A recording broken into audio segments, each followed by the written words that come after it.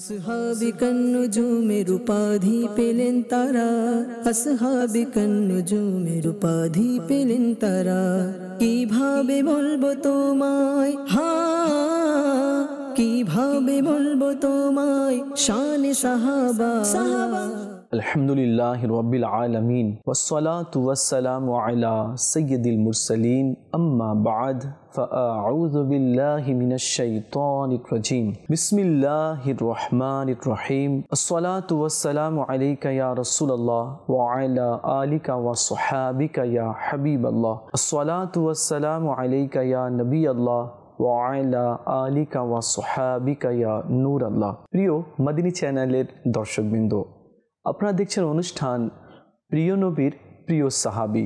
আজকে আমরা হযরতে আলী রাদিয়াল্লাহু তাআলা আনহুর শান নিয়ে, কারামত নিয়ে, সম্মান নিয়ে আলোচনা করার চেষ্টা করব ইনশাআল্লাহ আজ্জা ওয়া জাল। আশা করছি আপনারা শেষ পর্যন্ত এই অনুষ্ঠানের সঙ্গেই থাকবেন। চলুন আগে আমরা দুরূদ শরীফের একটি ফজিলত শ্রবণ করি। আমাদের নবী মাহবুবে আরবি মক্কি মদিনী সুলতান সরকার সাল্লাল্লাহু আলাইহি ওয়াসাল্লাম ইরশাদ করেছেন, যে ব্যক্তি আমার উপরে বেশি পরিমাণে দুরূদ শরীফ পাঠ করবে, কিয়ামতের দিনে আমি তাকে হাউজে কাউসারের জাম অর্থাৎ শরবত পান করাবো। আরেকটি রিওয়ায়াতে এসেছে আল্লাহ নবী সাল্লাল্লাহু আলাইহি ওয়াসাল্লাম ইরশাদ করেন কি কিয়ামতের দিনে আমি তার সুপারিশ করব। সুবহানাল্লাহ। চলুন আমরা নিয়ত করি এখন থেকে আমরা বেশি পরিমাণে দরুদ পড়ব ইনশাআল্লাহ আজ্জা ওয়া জাল। সাল্লু আলাল হাবিব সাল্লাল্লাহু তাআলা আলা মুহাম্মদ সাল্লাল্লাহু আলাইহি ওয়াসাল্লাম।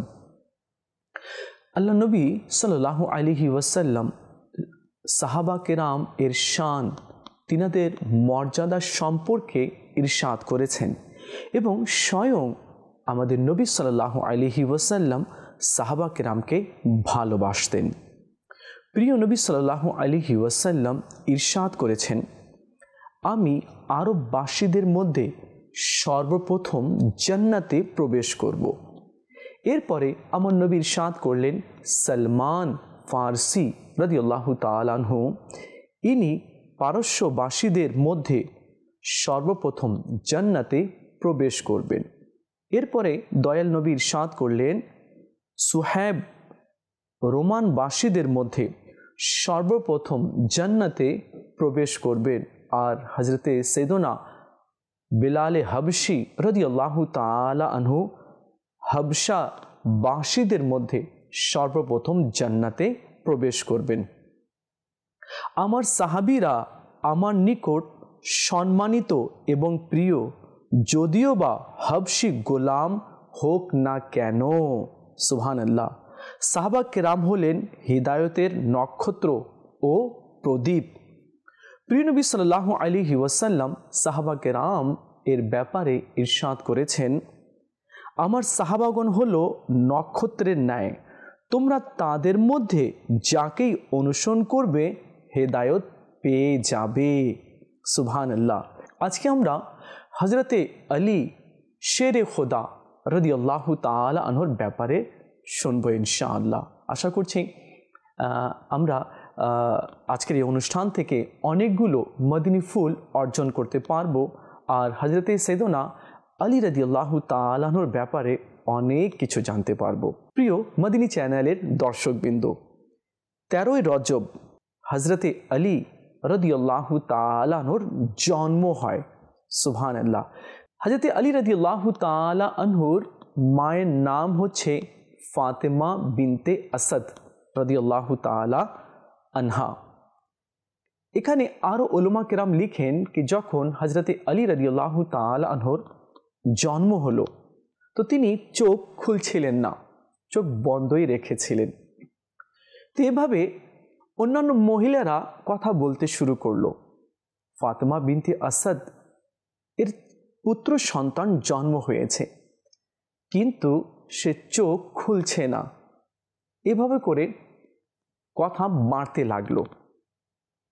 আল্লাহ নবী সাল্লাল্লাহু আলাইহি ওয়াসাল্লাম যখন শুনলেন তো সেখানে গেলেন আর বললেন, আমার ভাইকে আমার কোলে দিন। যখন আমার নবী সাল্লাল্লাহু আলাইহি ওয়াসাল্লামের কোলে হজরতে আলী রাদিয়াল্লাহু তাআলা আনহুকে দেওয়া হলো, তো হজরতে আলী রাদিয়াল্লাহু তাআলা আনহু আমার নবীকে সর্বপ্রথম দেখলেন আর চোখ খুলে দিলেন। সুবহানাল্লাহ। হজরতে আলী রাদিয়াল্লাহু তাআলা আনহু শৈশবকালেই আল্লাহ নবী সাল্লাল্লাহু আলাইহি ওয়াসাল্লামের নুরানি হাতে কলমা পড়ে মুসলমান হয়ে গিয়েছিলেন। সে সময় তার বয়স ছিল 10 বছর। বাচ্চাদের মধ্যে যে সর্বপ্রথম ঈমান এনেছেন তিনি হচ্ছেন হজরতে আলী রাদিয়াল্লাহু তাআলা আনহু। আর পুরুষের মধ্যে, যুবকের মধ্যে সর্বপ্রথম যে ঈমান এনেছেন তিনি হচ্ছেন সিদ্দিকে আকবর রাদিয়াল্লাহু তাআলা আনহু। আর মহিলার মধ্যে যে সর্বপ্রথম ঈমান এনেছেন তিনি হচ্ছেন হজরতে সৈয়দাতুনা খাদিজাতুল কুবরা রাদিয়াল্লাহু তাআলা আনহা। হজরতে আলী রাদিয়াল্লাহু তাআলা আনহু 4 বছর 8 মাস 9 দিন খিলাফতের আসনে ছিলেন। এরপর 17 অথবা 19 রমজানুল মুবারকে তিনি শহীদ হন। একজন খারিজি তরবারি দিয়ে খুব জোরে আঘাত করে আলী রাদিয়াল্লাহু তাআলা আনহুর মাথায়। এর 2 দিন পর তিনি শহীদ হয়ে যান। হজরতে আলী রাদিয়াল্লাহু তাআলা আনহুর ব্যাপারে আল্লাহ তাআলা সূরা বাকারার 274 নং আয়াতে এভাবে ইরশাদ করেছেন। তার অনুবাদ কনজুল ঈমান থেকে। ওই সকল লোক যারা নিজেদের ধন সম্পদ দান করে গোপনে ও প্রকাশ্যে, তাদের জন্য তাদের পূর্ণ ফল রয়েছে। তাদের প্রতিপালকের নিকট তাদের কোনো ভয় নেই, কোনো দুঃখ নেই। সুবহানাল্লাহ। মুফাসসিরিন এই আয়াতে কারিমার ব্যাখ্যা করতে গিয়ে বলেন कि हजरत अली रदी अल्लाह ताला अन्हुर কাছে 4 দিরহাম ছিল, এছাড়া আর কিছুই ছিল না। তিনি সেই 4 দিরহামের মধ্যে 1 দিরহাম রাত্রে, 1 দিরহাম দিনে, 1 দিরহাম গোপনে আর 1 দিরহাম প্রকাশ্যে সদকা করে দেন। মুফাসসির কিরাম বলেন এই দান করার কারণেই আল্লাহ তাআলা হজরতে আলী রাদিয়াল্লাহু তাআলা আনহুর শানে কোরআনে পাকের মধ্যে এই আয়াতে কারিমা নাজিল করেছেন। হজরতে আলী রাদিয়াল্লাহু তাআলা আনহুর শান এবং জ্ঞান বুদ্ধি অনেক বেশি ছিল, ইলম অনেক বেশি ছিল। হজরতে আলী রাদিয়াল্লাহু তাআলা আনহু স্বয়ং বলেন, শুধুমাত্র সূরা ফাতিহার যদি আমি ব্যাখ্যা লিখতে শুরু করি তাহলে 70টি উট আমি ভরে দেব। অর্থাৎ এত লিখব আর এত ভলিউম হবে কি 70টি উট লাগবে সেই তাফসীরগুলো বহন করতে। আল্লাহু আকবার। চিন্তা করে দেখুন কি হযরতে আলী রাদিয়াল্লাহু তাআলা আনহুর কি রূপ জ্ঞান ইলম ছিল। এই জন্য তো আল্লাহ নবী সাল্লাল্লাহু আলাইহি ওয়াসাল্লাম ইরশাদ করেছেন, আনা মদিনাতুল ইলমি ওয়া আলিউন বাবুহা, অর্থাৎ আমি জ্ঞানের শহর আর আলী তার দরজা। এরপরে আমাদের নবী সাল্লাল্লাহু আলাইহি ওয়াসাল্লাম হযরতে আলী রাদিয়াল্লাহু তাআলা আনহুর ব্যাপারে ইরশাদ করেন, আনা দারুল হিকমতি ওয়া আলিউন বাবুহা, আমি হিকমতের ঘর আর আলী হচ্ছেন তার দরজা। সুবহানাল্লাহ, সুবহানাল্লাহ। আলী রাদিয়াল্লাহু তাআলা আনহুকে আল্লাহ তাআলা অনেক জ্ঞান ইলম দান করেছিলেন। আলী রাদিয়াল্লাহু তাআলা আনহু মুর্দাদের, মৃত্যু ব্যক্তিদের সাথেও কথা বলতে পারতেন। এই কারামত, এই শান আল্লাহ তাআলা আলী রাদিয়াল্লাহু তাআলা আনহুকে দান করেছিলেন। হযরত সাইয়েদনা সঈদ ইবনে মুসাইয়্যিব রাদিয়াল্লাহু তাআলা আনহু বলেন, একবার আমরা আমিরুল মুমিনিন হযরত সাইয়েদনা আলী রাদিয়াল্লাহু তাআলা আনহুর সাথে কোথাও যাচ্ছিলাম। পথে কবরস্থান চলে আসলো, তো আলী রাদিয়াল্লাহু তাআলা আনহু কবরবাসীকে সালাম করলেন। সঙ্গে সঙ্গে কবর থেকে সালামের উত্তর চলে আসলো, ওয়া আলাইকুমুস সালাম ইয়া আমিরুল মুমিনিন। এরপরে আলী রাদিয়াল্লাহু তাআলা আনহু বললেন, কে হে কবরবাসীরা, তোমরা তোমাদের খবর বলবে না আমি তোমাদের খবর বলবো? কবরস্থান থেকে এক আওয়াজ ভেসে আসলো। এক মুর্দা এইভাবে বলল, ইয়া আমিরুল মুমিনিন, আপনি আমাদেরকে খবর দিন। তখন হযরতে আলী রাদিয়াল্লাহু তাআলা আনহু বললেন, তোমাদের স্ত্রী দ্বিতীয় বিবাহ করে নিয়েছে, তোমাদের বাচ্চা ইয়েতিম হয়ে গেছে, তোমরা যে ঘর মজবুতভাবে বানিয়েছিলে এখন তোমার দুশমনরা সেখানে বসবাস করছে।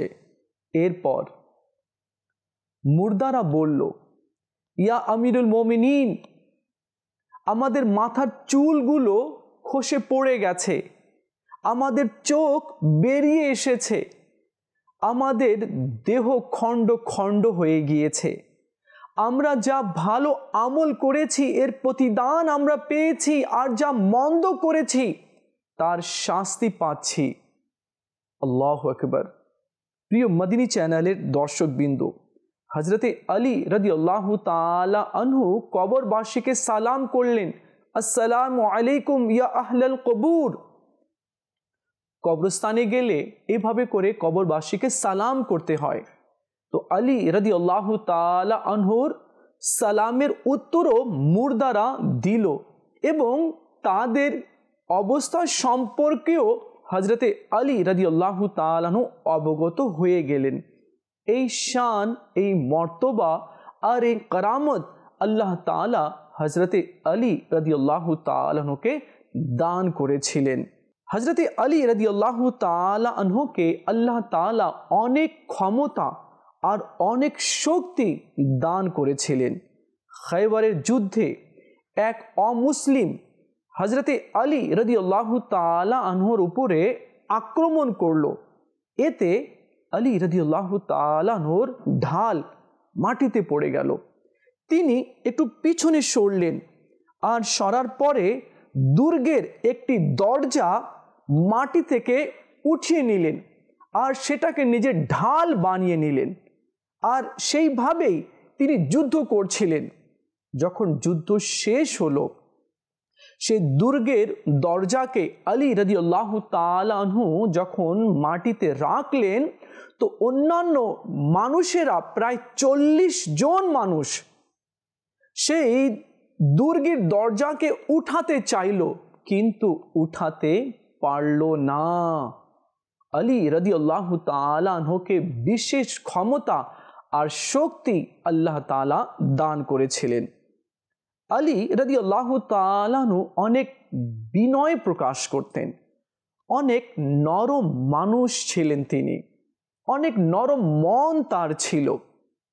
একবার হযরতে আলী রাদিয়াল্লাহু তাআলা আনহু কোনো এক যুদ্ধে তশরিফ নিয়ে গেলেন। এক অমুসলিম আসলো যুদ্ধের জন্য। আলী রাদিয়াল্লাহু তাআলা আনহু তার বুকের উপরে চড়ে বসলেন আর তাকে হত্যা করবেন। এমন সময় সেই অমুসলিম ব্যক্তি আলী রাদিয়াল্লাহু তাআলা আনহুর দিকে থুতু নিক্ষেপ করলো। এতে আলী রাদিয়াল্লাহু তাআলা আনহু তার বুক থেকে নেমে আসলেন। সে ব্যক্তি বলল, হে আলী, তুমি তো আমাকে এই মাত্র মারতে চেয়েছিলে, তরবারি কেন থামিয়ে দিলে, আমাকে কেন মারলে না, আর আমার বুক থেকে নেমে গেলে? আমাকে মারা তো অনেক সহজ ছিল। তখন আলী রাদিয়াল্লাহু তাআলা বললেন, আমি তোমার সাথে যুদ্ধ করছিলাম নিজের জন্য নয়, নিজের বাহাদুরি দেখার জন্য নয়, আমি শুধু আল্লাহ তাআলার জন্য করছিলাম। তুমি যে সময় আমার দিকে থুতু নিক্ষেপ করলে তো আমার ভীষণ রাগ আসলো। পরক্ষণে আমি ভাবলাম কি যদি আমি এই রাগে তাকে হত্যা করি তাহলে সেটা আল্লাহর জন্য হবে না, আমার রাগের জন্য হবে, এই জন্য আমি নেমে গিয়েছি। এ কথা শুনে সেই অমুসলিম ব্যক্তি যে যুদ্ধ করার জন্য এসেছিল, সে আলী রাদিয়াল্লাহু তাআলা আনহুর হাতে হাত রেখে কলমা পড়ে মুসলমান হয়ে গেল। সুবহানাল্লাহ। আলী রাদিয়াল্লাহু তাআলা আনহুর ইখলাস কি রূপ ছিল! নিজের ইচ্ছা অনুযায়ী কোনো কাজ করতেন না। কোরআন ও হাদিস অনুযায়ী নিজের জীবনকে তিনি সাজিয়েছিলেন। আল্লাহর যা হুকুম হয় তাই তিনি করতেন। নবী সাল্লাল্লাহু আলাইহি ওয়াসাল্লাম যার নির্দেশ দিতেন তা তিনি করতেন। ইসলামের শিক্ষা অনুযায়ী তিনি চলতেন এবং লোকদেরকে ইসলামের শিক্ষা দিতেন, তারাও যাতে সেইরূপভাবে নিজেকে সাজিয়ে নেয়। তো প্রিয় মাদিনী চ্যানেলের দর্শকবৃন্দ, সাহাবা কেরামের জীবনী থেকে আমরা অনেক কিছু শিখতে পারি, অনেক কিছু আমরা জানতে পারি, অনেক শিক্ষা অর্জন করতে পারি। দেখুন, যে ব্যক্তি ভালো কিছু শিখে নেয়, আমল করে, তো এর প্রতিদান সে আখিরাতে পাবে। কিন্তু দুর্ভাগ্যক্রমে আজ আমরা কি শিখছি? শুধু দুনিয়াকে পাওয়ার যে পরিকল্পনাগুলো রয়েছে সেগুলো জানার আমরা চেষ্টা করি। দুনিয়াকে কিভাবে পাবো, দুনিয়াকে কিভাবে অর্জন করব, ব্যাংক ব্যালেন্স কিভাবে হবে, জমি জায়গা কিভাবে হবে, আমার অথরিটি পাওয়ার কিভাবে আসবে, এটা নিয়ে আমরা চিন্তা করি। কিন্তু কবরের কথা আমরা চিন্তা করি না, মওতের কথা আমরা চিন্তা করি না, হাসর মিজান ও পুলসিরাতের কথা আমরা চিন্তা করি না। কে একদিন আমাকে আল্লাহ তাআলার দরবারে উপস্থিত হতে হবে, নিজের কৃতকর্মের হিসেব আমাকে দিতে হবে, এগুলো আমরা চিন্তা ভাবনা করি না। অনেকেই তো এভাবেও বলে, ভাই বাদ দাও, মরলে দেখা যাবে, কবরে যাব তখন দেখা যাবে। কি দেখা যাবে? কি আপনি দেখবেন? এটাই দেখবেন কি মুনকার নাকির ফেরেশতা চলে এসেছে প্রশ্ন করার জন্য। ভালো হলে তো ভালো, আর যদি মন্দ হয় তাহলে দেখবে কি কবরটা জাহান্নামের গর্তের মধ্যে একটি গর্ত হয়ে গেছে, সাপ বিচ্ছু চলে এসেছে। তো আল্লাহ তাআলা আমাদেরকে বুঝার তৌফিক দান করুক। প্রিয় মাদিনী চ্যানেলের দর্শকবৃন্দ, আমরা হযরতে আলী রাদিয়াল্লাহু তাআলা আনহুর জীবনী নিয়ে এবং তার শান ও কারামত নিয়ে আমরা আলোচনা শুনছিলাম। হযরতে আলী রাদিয়াল্লাহু তাআলা আনহু 40 হিজরির 17 অথবা 19 রমজানুল মোবারকে শহীদ হন। তিনি ফজরের নামাজ আদায় করার জন্য মসজিদের দিকে অগ্রসর হচ্ছিলেন আর লোকদেরকে জাগ্রত করছিলেন, উঠো নামাজ পড়ো, উঠো নামাজ পড়ো। কিন্তু এমন সময় এক খারেজি সে ধারালো তরবারি নিয়ে হযরতে আলী রাদিয়াল্লাহু তাআলা আনহুর মাথায় আঘাত করলো। আর আলী রাদিয়াল্লাহু তাআলা আনহু জমিনে তশরিফ নিয়ে আসলেন। তার 2 দিন পর তিনি শহীদ হয়ে যান, ইন্তেকাল করেন। যে মুলজম নামক ব্যক্তি খারেজি ছিল, সে আলী রাদিয়াল্লাহু তাআলা আনহুকে শহীদ করেছিল, হত্যা করেছিল। তো তার পরিণাম সে দুনিয়াতেও দেখেছে এবং জাহান্নামেও তার ঠিকানা হয়েছে। ইসমা আবাদানি বলেন কি, আমি কোথাও সফরে বের হলাম, তো একটি গির্জা ঘর দেখলাম আর সেখানে এক পাদ্রীও ছিল। ইসমা আবাদানি বলেন, আমি সেই পাদ্রীকে জিজ্ঞেস করলাম, এই গভীর জঙ্গলে আপনি বসবাস করেন, এমন কি কোনো দৃশ্য আপনার নজরে পড়েছে যা অনেক শিক্ষণীয়? তখন সেই গির্জার পাদ্রী বলল, আমি একটি বিশাল বড় একটি পাখি দেখেছি, উট পাখির মতো বিশাল বড় আমি দেখেছি। সে প্রতিবারেই বমন করে, বমি করে। তো যখন প্রথমবার বমি করে তো তার মুখ থেকে মানুষের একটি মাথা বেরিয়ে আসে। এরপর যখন বমি করে তো হাত পা এভাবে বেরিয়ে আসে আর নিজে নিজে সেগুলো জয়েন্ট হয়ে যায় আর পালাতে শুরু করে। সঙ্গে সঙ্গে ওই পাখি উট পাখির মতো বিশাল ছিল, সে তাকে আবার ঠোকর মারে, যার কারণে তার হাত কেটে পড়ে যায়, পা কেটে পড়ে যায়, মাথা দ্বিখণ্ডিত হয়ে যায়। সেই পাখি আবার সে দেহকে গিলে ফেলে, আবার বমন করে। তখন সেই গির্জার পাদ্রী সেই পাখির কাছে গিয়ে বলল, তুমি কে আর এগুলো কি? তখন সেই পাখি বলল কি, তুমি দেখতে পাচ্ছ আমি পাখি, কিন্তু আমি আল্লাহ তাআলার এক ফেরেশতা। আল্লাহ এই ব্যক্তিকে আযাব দেওয়ার জন্য আমাকে এখানে প্রেরণ করেছে। কারণ সে হযরতে আলী রাদিয়াল্লাহু তাআলা আনহুকে শহীদ করেছিল। কিয়ামত পর্যন্ত তার এই আযাব চলবে এবং কিয়ামতের দিনে তাকে জাহান্নামের মধ্যে নিক্ষেপ করে দেওয়া হবে। তো সাহাবা কেরামের যারা দুশমন তারা আল্লাহ তাআলারও দুশমন রয়েছে। প্রিয় মদিনী চ্যানেলের দর্শকবৃন্দ, হযরতে আলী রাদিয়াল্লাহু তাআলা আনহু সাহেবে কারামত ছিলেন। তিনি যা দোয়া করতেন সঙ্গে সঙ্গে তা কবুল হয়ে যেত। একবার হযরতে আলী রাদিয়াল্লাহু তাআলা আনহু হাসানান করিমাইনকে অর্থাৎ ইমামে হাসান আর ইমামে হুসাইন রাদিয়াল্লাহু তাআলা আনহুমাকে নিয়ে কাবাতুল্লাহ শরীফের দিকে অগ্রসর হচ্ছিলেন। এমন সময় আলী রাদিয়াল্লাহু তাআলা আনহু দেখলেন এক ব্যক্তি হামাগুড়ি দিয়ে চলছে, অর্থাৎ তার অর্ধ অঙ্গ প্যারালাইসিস হয়ে গিয়েছিল। তো আলী রাদিয়াল্লাহু তাআলা জিজ্ঞেস করলেন, তোমার এই অবস্থা কেন? তো সে বলল, এটা আমার ভুলের কারণে হয়েছে, আমার অপকর্মের কারণে হয়েছে।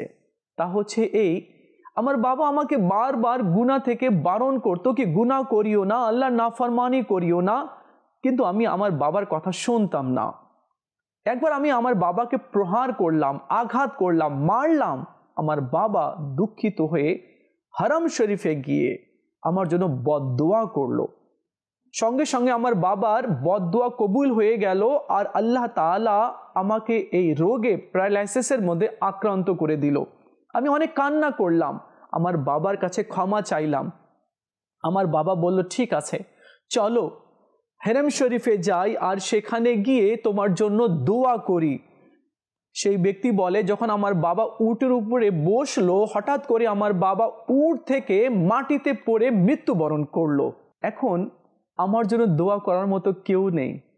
ইয়া আমিরুল মুমিনিন, আপনি আমার জন্য দোয়া করে দিন।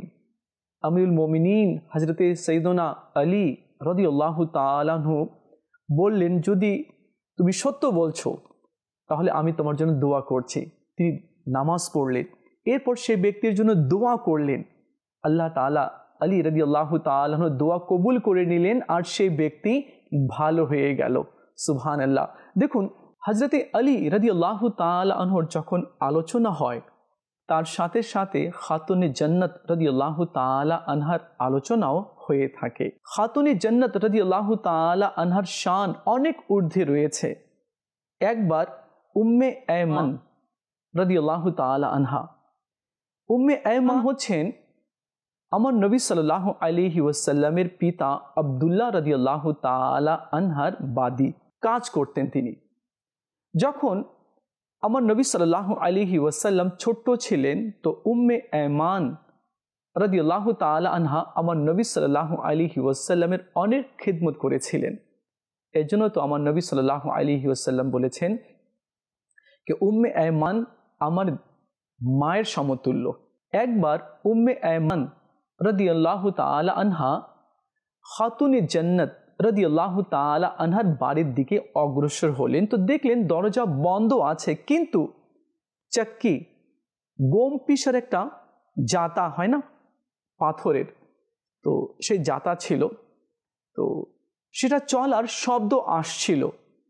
তো তিনি ভাবলেন কি নিশ্চয়ই খাতুনে জান্নাত ঘরের ভিতরেই আছে, কিন্তু দরজা বন্ধ।